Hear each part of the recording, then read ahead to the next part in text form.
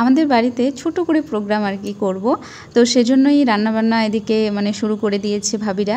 তো তারপরে সন্ধ্যার দিকে প্রায় 6টা বাজে মনে হয়, তখন আমি আর ভাস্তা চলে গেলাম ছোটো ভাবিদের ঘরে।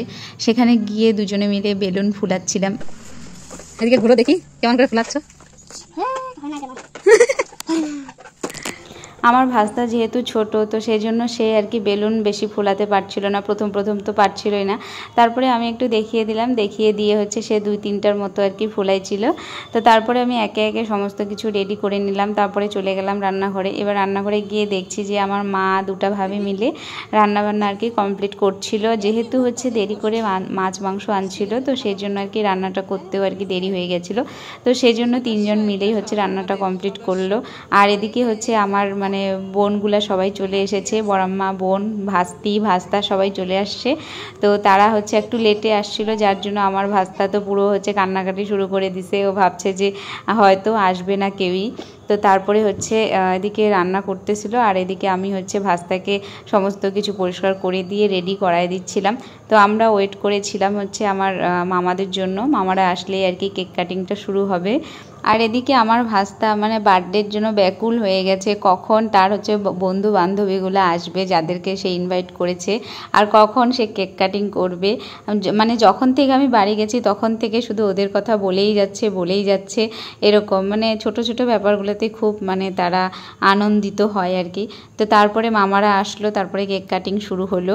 আর এখানটা আমার মা আর আমার ভাস্তা কেক কাটিং করছিল। তো হচ্ছে মানে আমার মামার ছেলে বুঝতে পারেনি, ও হচ্ছে পার্টিসিপেটটা দিয়ে দিয়েছিল, তো মাথায় দিতে চাইছিল, ভুল করে কেকটার উপরেও পড়ে গেছিলো।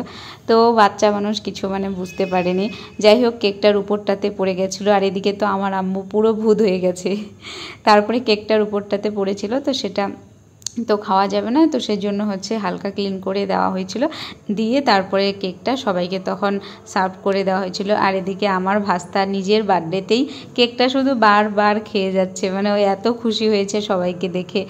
তো ও শুধু বারবার ওটা উঠাচ্ছে আর খাচ্ছে। তারপরে হচ্ছে বাচ্চাগুলা গিফট নিয়ে আসছিলো, মানে আমি আজকে একটা জিনিস মানে দেখে আর শুনে খুব মানে অবাক হয়ে গেলাম। এই ছোট ছোট পুচকি বাচ্চাগুলা মানে গিফট না নিয়ে আসলে বলে ওরা হচ্ছে বার্থডে পার্টিতে আসবে না। মানে আমি শুনে অবাক হয়ে গেলাম যে ওরাও জানে যে বার্থডে পার্টিতে গেলে গিফট নিয়ে যাইতে হবে। আর আমার ভাস্তা তো এটা দেখে খুব খুশি হয়ে গেছে, আর এরা আবার বলতেছে আমারও বার্থডে হবে, তখন তুইও গিফট নিয়ে যাস, ঠিক আছে।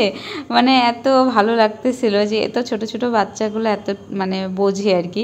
যাই হোক সবাই একে একে গিফট দিয়ে দিল। আর এদিকে আমার মা, আমার এতদিন হয়ে গেল, এতবার বার্থডে হয়ে গেল, কোনো দিন আমাকে পয়সা দেয়নি বা কিছু গিফট দেয়নি। আজকে নাতি বলে কথা, মানে কি বলবো, আমার ভাস্তাকে হচ্ছে তারপরে পয়সা দিল যেহেতু গিফট আনতে পারেনি। যাই হোক এদিকে ঘরে গিয়ে দেখতেছি আমার ভাস্তা গিফট খোলাও শেষ, মানে দেওয়াও শেষ, খোলাও শেষ। তারপরে হচ্ছে সবাই মিলে খাওয়া দাওয়া করলাম, খাওয়া দাওয়া কমপ্লিট করে সবাই বাড়ি চলে গেল, মামারাও চলে গেল। তো আজকের জন্য ভিডিওটা শেষ করছি, দেখা হচ্ছে নেক্সট ব্লগে।